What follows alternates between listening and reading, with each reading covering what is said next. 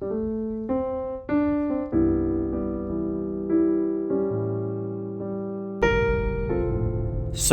before I even went to Japan, I had the idea of trying something different, something I'd never really done before, and that was to shoot snowy landscapes on infrared film.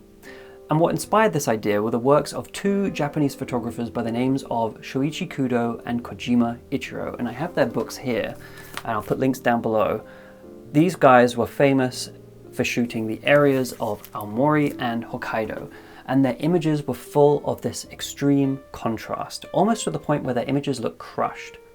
But I feel this really helps translate the harshness and the beauty of the snowy landscapes. It really brings the weather element forward, which I really like. So I was thinking, how can I recreate this style without just flat out copying them? And that's where I had the idea of using infrared film, specifically with an R72 filter, because this cuts out all visible light and only lets in infrared. And this is what produces the high contrast, the dark skies, the white clouds, and the white foliage. The tricky bit with all this is that one, it's almost impossible to focus with the filter because it's so dark. So normal SLRs are going to be very difficult. And two, the filter removes 6 to 7 stops of light, which means even though the film is 400 ISO, you're going to be shooting at really low speeds. And then one extra thing, just to make things even more difficult, is that shooting in snowy landscapes, you have to add 1.5 stops of light to make up for the grayscale in the image, so your snow actually is white. So what I decided to do was this. Now I have a Fuji GS605S, which is a medium format rangefinder camera, which means that I can still focus with the filter on. And what's perfect about this camera as well is that it's lightweight and it has a wider lens. So it's perfect for travel and should be perfect for landscape too, right? So you may be thinking that that's enough to deal with already, right? But me being me, I had to make it more difficult for myself. So I decided to shoot one roll on both the X-Pan and on the Nikon F2 as well. I'm not sure why I chose the Nikon F2 because, like I said already, it's going to be impossible to compose or focus a photo, but it was a challenge and I did it anyway. And on the X-Pan, apparently because it has an infrared sensor on it, it can cause fogging on the negatives and ruin the images. But you know, like I said, it's an experiment, I did it anyway, and you'll see the results in a bit. And to top it all off, I also decided to shoot slide film on the X-Pan, and I even brought my Rolleiflex 3.5 to shoot Ilford Delta 100 and 400, just normal black and white film, just in case all of this infrared stuff went completely wrong. Now, originally I wanted to go to Hokkaido for around 2 weeks, but due to some major recent life changes, I had to drastically reduce that to only 4 days, 2 of which were just getting there and back. So I only had 2 days shooting time, which meant that I had to do a lot of prep. I saved a lot of locations on my phone, and every shot had to count. So that being said, I started my journey by flying from Osaka to Sapporo, and Sapporo is Hokkaido's largest city, and I was kind of expecting it to be similar to Osaka, but when I got there I was really surprised to see how much snow and ice there was actually on the roads. I was really shocked, and it was pretty dang cold too, and it just started snowing. But we were there for only a few hours because we then had to get the bus to Biei. But while we were there, we managed to do quite a few things. I took some photos around the main streets. There was this TV tower called Sapporo TV Tower. It had a massive digital clock on it, which was quite interesting. There was even a camera store that we actually went to, and I almost bought a Fuji GF670, which in retrospect would have been a massive mistake because I cannot afford one right now. It's also too good of a camera for me, you know, with the bellows too close to the focus. I would destroy that camera probably. Maybe one day. After this, we went to a market called Nijo Market, and there was lots of fish and seafood. Unfortunately, half the market seemed to be closed. I'm not sure why. But anyway, after this, we decided to go to a miso ramen restaurant. And this place in Sapporo was quite famous. And we didn't realize at the time, but it would be a 2-hour-long queue to get in. So we waited in the snow to get in, and by the time we got in and we'd order food, I was just too tired and too cold and exhausted and hungry that I completely forgot to take any photos or any videos of the restaurant. So after this, we got the bus to Biei, and it took around 2.5 hours to get there. But it was quite interesting going deeper and deeper into the countryside and seeing the amount of snow just getting greater and greater and greater. And by the time we got to Biei, it was very dark and even colder. It was about -13, I think, by the time we got there. And you can see how much snow there is, just the difference between Sapporo and Biei. And then in Biei we got a rental car, and we drove the rest of the way to the hotel. Now at this point, I still wasn't used to filming for YouTube and doing all the video stuff, so I didn't actually get any footage from the hotel at all during the trip. So I'll post some photos from Google that shows you the type of, the hotel we stayed in. And I really enjoyed this hotel. It was a 1-story hotel, and it was kind of very retro. It was very reminiscent of the 80s. Like everything seemed very, dated, but really, really nice and very clean. And the breakfast was also very good too. Very, very important that. So the next morning we got in the car and started driving to all of these locations that I had in my phone, but they were merely just objectives. We were very, very fortunate that first day to have just the best weather. I think the best weather that month actually. We had blue skies and no wind. It was still very, very cold though, so there was that. But I was in the backseat of the car with all of my cameras, and every so often I'd see a location, while going to one of these objective locations, and I'd go stop the car, and I'd jump out of the car and take the photo and then jump back in before I got too cold. And I think this is how a lot of my cameras survived the trip, by not being actually out in the cold for too long. Because I had absolutely no problems whatsoever with any of my cameras throughout the entire trip, which was, that's just insane.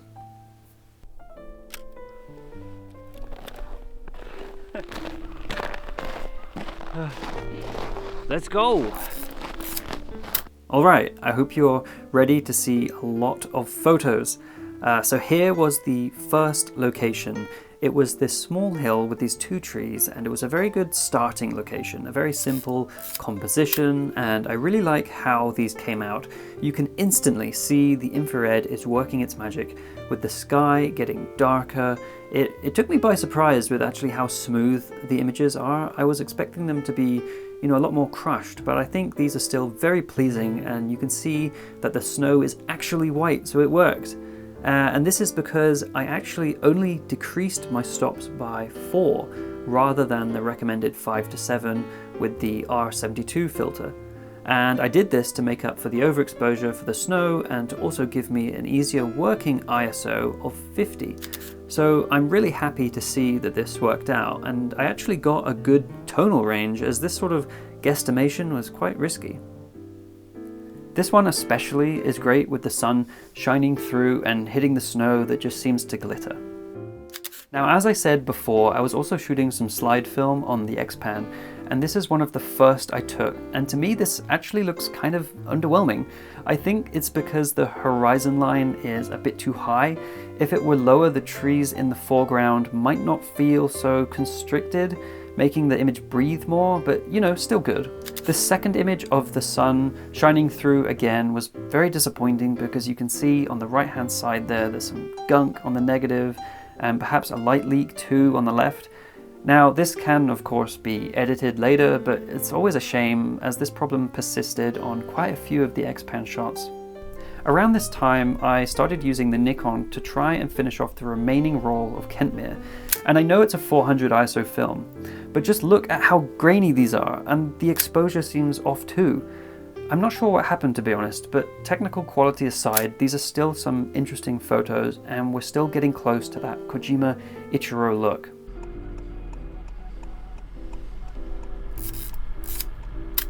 Alright, going back to the infrared on the Fuji. I'm just loving these. Those punchy shadows are bringing out so much detail in the snow, and you can clearly see the mountains in the distance. There's a clear foreground, middle and background.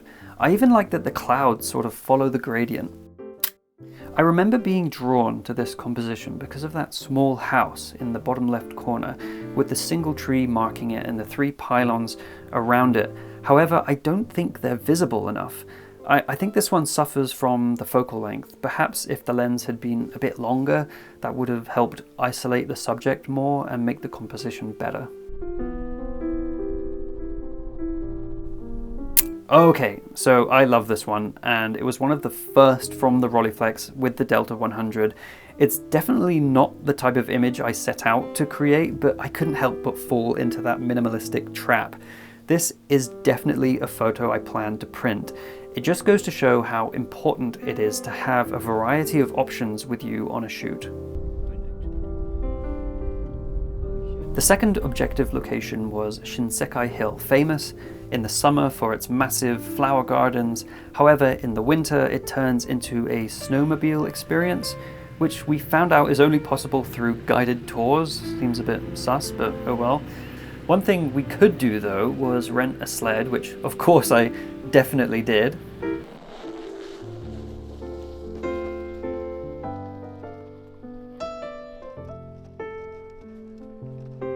Now the Rolleiflex seldom disappoints, but it seemed to here, and I still have no idea why really.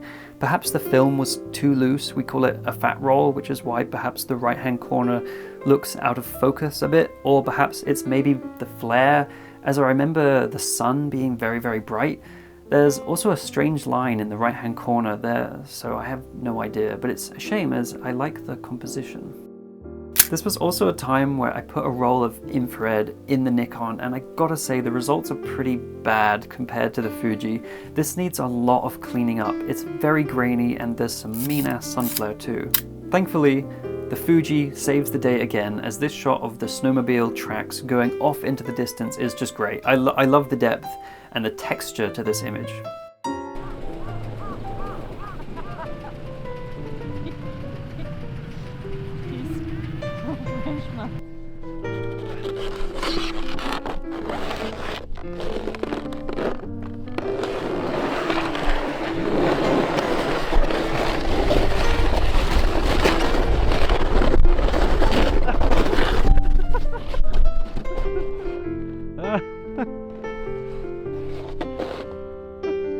Now, after falling off many times, I finally reached the bottom of this hill where we were sledding, and I took probably the only images I like from that entire roll of infrared in the Nikon.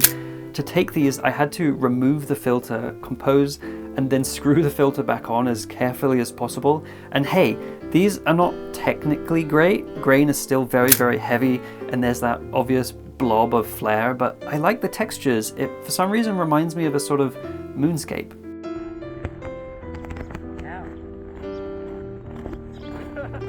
This image is okay, the composition is a bit weak. I probably could have positioned the figures in the background a bit better.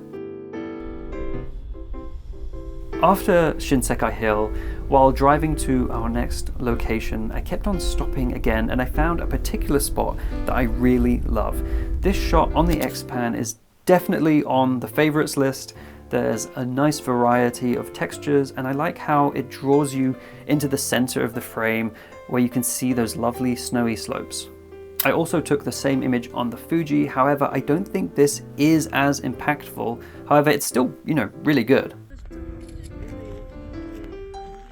Now this location just goes to show how important time of day is when it comes to these types of shoots, because I think the sun was still too low, creating this very long shadow off the tree, which kind of ruins that minimalistic photo you'd want from this location. You can see the shadow trail off the side of the image, and I tried to fix this issue by adding some more elements to the image, and I think this helped a lot. That very smooth lump of snow on the left is particularly pleasing to look at for some reason. So possibly the most famous location we went to was this Shirogane Blue Pond, which of course was not blue as it had frozen over. And unlike the previous photo, I thought the long shadows would actually create a very interesting image. However, you can see that the trees became kind of crushed together and it doesn't really work that well. Now right next to the pond was this strange water stream-like feature with these spherical balls either side, and I didn't quite manage to get it centered, but I think this is an interesting photo nevertheless. The infrared is really pulling out so many details here, and because you have these clear perspective lines, it doesn't become too cluttered. And following this stream led us to the Biei River, and this image is good. It's not incredible, but it's good. Now what was incredible was the next location. We went to a place called the Shirohige Waterfall. This is something I'll never forget. The photos don't really do it justice at all to how beautiful this area was. This is definitely one of my favorites as well. It's such a weird photo, but it really pulls me in for some reason. I believe the mountain on the right is Mount Biei, actually an active volcano which was just spewing smoke, and this, just by luck, the cloud on the mountain to the left was in parallel. And this infrared really makes this image pop too. Here's one from the bridge too. Unfortunately, you can see that light leak again. It's really annoying. I'll have to try and edit it out. Now I really like this one. It actually would have been one of my favorites if it wasn't for the tree on the right being out of focus, but it's still good. The composition is strong and I still really like it.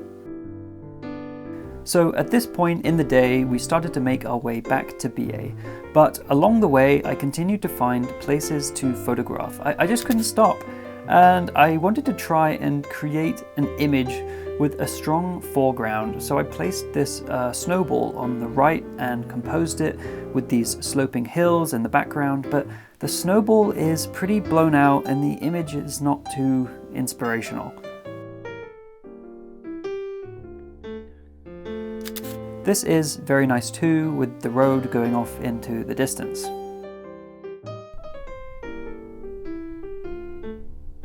Now I realized as we were driving back that I hadn't taken a certain type of photo yet that I'd had in mind since going the minimalist route, and that was to take a photo of a lone plant along the horizon line.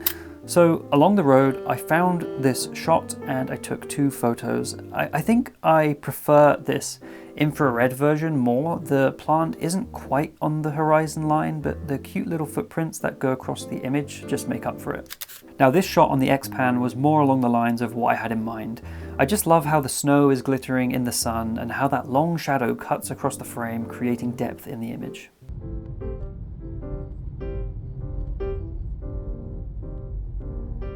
So by now the sun was setting and I was feeling pretty done. I'd shot so much and it had been a very good first day of shooting. For dinner I had this traditional Biei soba ramen with tempura, but I must say the real star of the show was the Sapporo Classic beer. It had absolutely no right being this good, and I was shocked to find out that you can only actually buy it in Hokkaido, so I'm gonna have to go back at some point. So on day 2, you can see that the weather had changed quite drastically. It was now very cloudy with a very cold wind, and going outside for long in this weather would be quite difficult. But I wouldn't have the cold put me down, so I decided to use it instead, and I found something very interesting in the snow. Asahi. Dry crystal.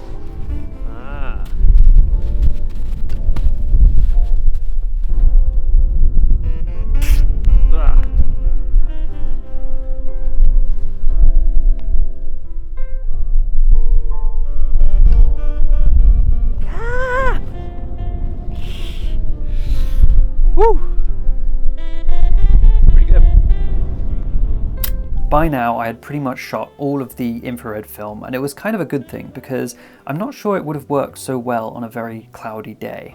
And these shots on Ilford Delta are really nice. We started off strong with this location. One thing I could do in post to make it more Ichiro Kojima style is that I could darken the clouds a little bit, but this still works on its own. Pausing for a little bit here so we can talk about something I mentioned at the start of the video, and that was shooting infrared on the X-Pan. Now, researching online, it seemed to be an absolute no-go, but here we are. These were all taken on the X-Pan with the R72 filter and its center filter, and these look absolutely fine to me, to be honest. Now, online it said that shooting infrared would cause a lot of fogging, especially around the sprocket holes, but looking at the negatives, I don't really see any more than the usual vignetting on the sides. You can maybe see a little bit of something around the sprocket holes, but to be honest, I'm not even sure that has anything to do with it. Bottom line is that I don't see any fogging at all, like they were describing in these forums. Now, one massive thing with these images is that they don't look particularly infrared, so I'm not sure if the effect was negated by the sensor in the camera and it has produced a normal black and white image, or if the weather was just too cloudy that there just wasn't enough light to create the effect. Or maybe my understanding of the subject is just too subpar. This result has definitely left me puzzled. But yeah, I mean, they look good to me, so definitely usable. This cluster of trees was another one of those famous picturesque kind of locations, and at first I was thinking of possibly editing that tree on the left, but I actually kind of like it there now. It breaks some of the tension from that intense amount of information in the center of the image. I also took one on the Raleigh, but I think I went too far with the horizon line trying to be different, and it's just way too low. It's not bad though. So this was probably the most dangerous thing I did the entire trip, and it was walking to this little kind of shrine across this field. Now, what you can't really see is the little stream to the left of me, and I was actually walking on a very, very, very narrow path towards this shrine, and if I'd taken one wrong step, I probably would have fallen into the stream. I mean, it wasn't too, I mean, it wasn't that dangerous. It was just, you know, I would have got very wet and very cold. But I got this photo and I'm really happy with it. So on the second day, we actually took it a bit easier. We didn't go to as many places to shoot. We visited this really cute coffee shop and had tea because we don't drink coffee. And just outside the coffee shop, I took this quick photo of the sign in the car park, and I really like this photo. I think it just looks kind of odd with the chair looking out of place. Back to taking photos, and the weather was getting really cold now. I've never felt such a cold wind in my life. While taking this photo, I actually felt like my eyelashes were freezing. But this is definitely one of my favorite photos. I love the composition, and it was definitely worth it. This is definitely a photo I'm going to print. So the last objective location on the trip was this place called Hinode Park. Similar to Shinsekai Park, it is also well known for its flower gardens in the summer, but as you can see now, it was a ski slope. And as I was taking photos of the skiers, this kid would walk past me, and at first I thought, you know, this is quite annoying because of course I was thinking he's ruining my shot on purpose, but actually looking at this photo now, I really like it. It's sort of surrealist and funny.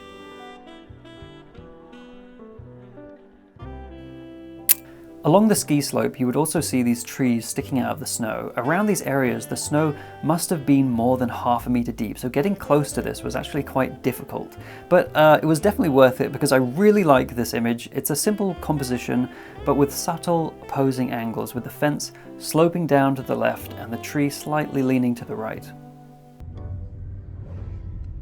As we were driving back, I still had a roll of Provia left in the X-Pan, and I hate leaving rolls unfinished. So I started the car again and got these last few shots, and they're pretty cool. I was now leaning fully into the minimalist style. This shot of the trees I especially like. This is also one I'd like to print soon. Oh, and also this one last shot from the Fuji.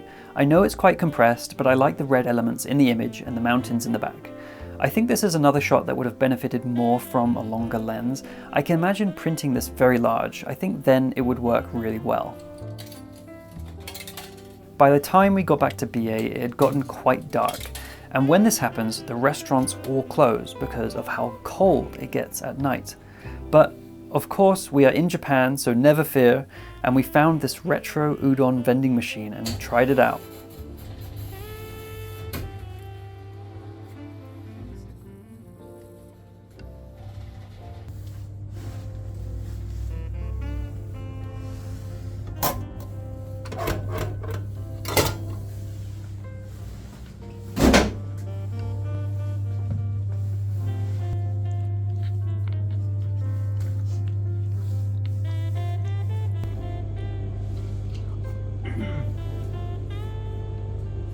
Pretty good. Bit salty. Now, unfortunately, that was the end of my time in Biei, but as we were leaving the next morning, we were gifted with this really amazing sunrise. After this, we flew back to Osaka, and now I guess I better do a little bit of a conclusion. Now, I'm not sure how close I got to the Kojima Ichiro and Shoichi Kudo style. The shoot went a little bit more minimalist than I anticipated, but you know, I still got both kinds of shots, I think. I got quite close. The only thing I was missing was the human element. I think that was what made the big difference from that Kojima Ichiro style. It wasn't, you know, documenting a place and its people. I kind of went completely nature, landscape, and I think that made a massive difference. But you know, it's great going into these things with a plan, but it's even better to have the flexibility to then change that plan according to, you know, what's happening around you. And that's why, you know, I brought the Delta 100, the 400, the extra cameras, because it gives you just more flexibility. Now, I will actually be presenting some of these images from this trip very soon, as I am part of a large group exhibition coming up this April in a place called the Canwood Gallery in Hereford. It'll be running for the entire month, so if you're around that area, or even not, I mean, come please check us out. It'll be great to meet you and see what you think about my photos from the trip. I'll post all of the details in the description below, and it's going to be a great show. I actually spent a few days down in London last week at a really good darkroom called Rapid Eye. Definitely check them out. And I was printing on warm tone fiber paper, and for those that know, it's a bit of a more drawn out process, so I hope the extra effort shines through, because I'm also going to be selling a lot of these prints. And that's, you know, exciting. Hopefully, maybe, we'll see. But yeah, please, if you have been enamored by any of these images, there's a likelihood that one of them is on sale, so I don't know. So I really hope that you enjoyed watching my trip to Hokkaido. I know I posted probably way too many images, but I just couldn't help myself. I took so many. I do wish that I had filmed a bit more, but then, you know, I wouldn't have maybe taken as many photos, so kind of double-edged sword. One thing I would like to ask is if anyone has shot infrared film before and has any advice on how to shoot it, I'd be really interested to know what you guys think in the comments below, especially with the process that I used. I mean, was it wrong? Was it right? I don't know. I mean, the photos turned out pretty cool, so I'm happy, but you know, if anyone has any advice, that'd be great. Oh, and one bonus bit of content for you guys is that after I arrived back from Biei in Osaka, I filmed myself doing a little debrief kind of ramble thing, so I'm going to leave you with past Alex now, and I'm going to say goodbye, but thank you so much for watching. Please like and subscribe. That still feels weird saying that. But anyway, yes, thank you for watching and goodbye.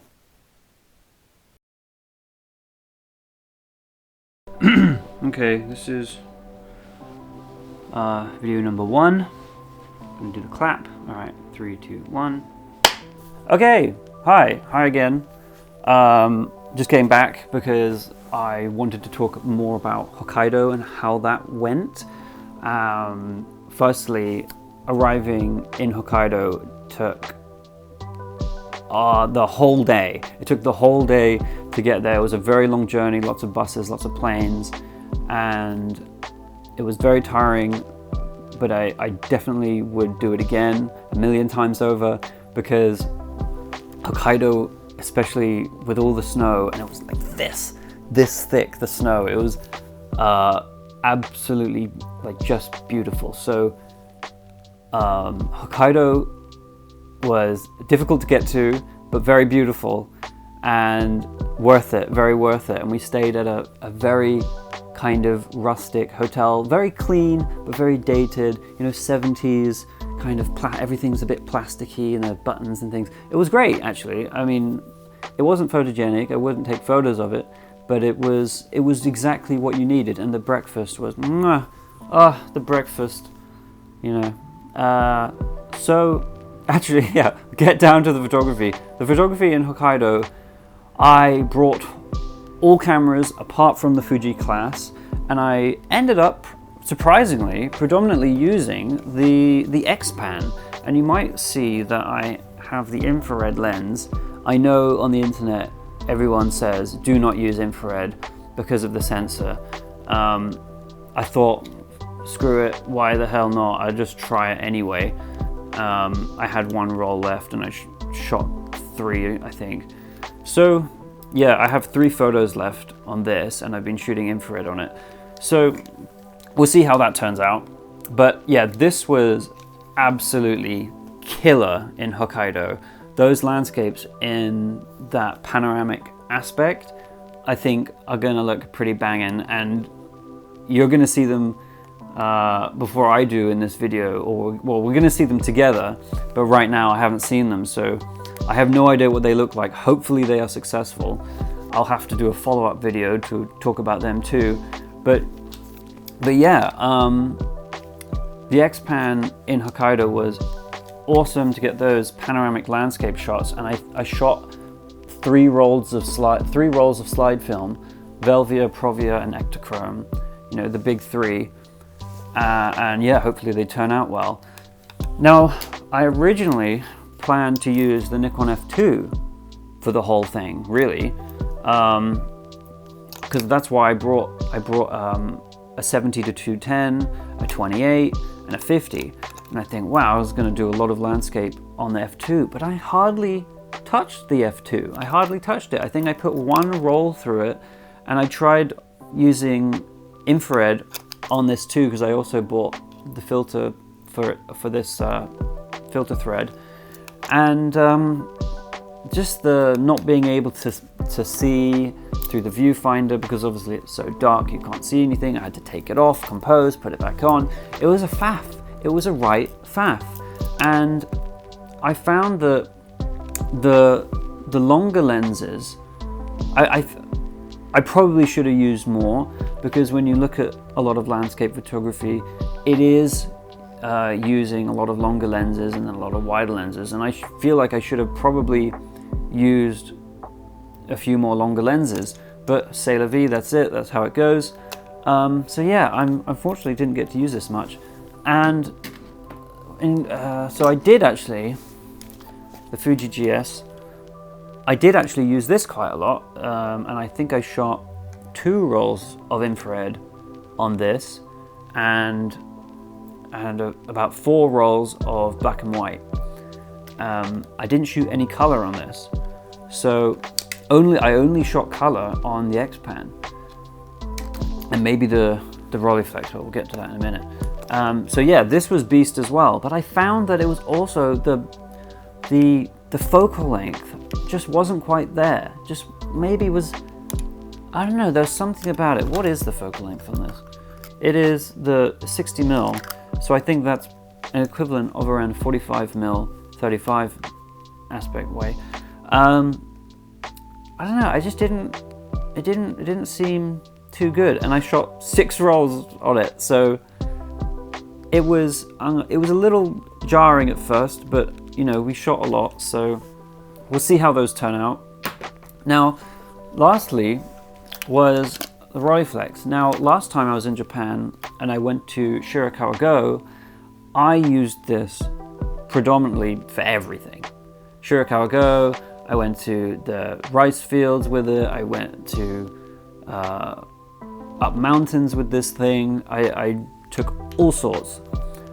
Portraits with this thing, and I still wanted, and I brought it back because I wanted to do more portraits, and I think this is becoming the portrait camera, but I didn't use it that much in Hokkaido, and I think maybe it's just because I couldn't handle having so many cameras all at once, but yeah, I wish I'd used it more in retrospect. I wish I'd used it more.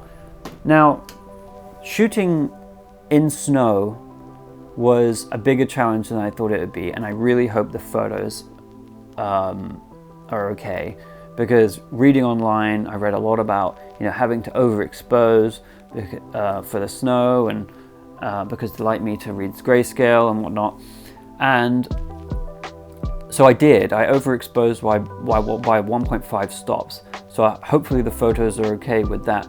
But I found that there's so much reflection coming from the snow, and so I was there for 2 days shooting. The first day was blue skies, sun was about middle was, well, the sun was really bright, let's just say that. And for most of the day we were out, it wasn't very high.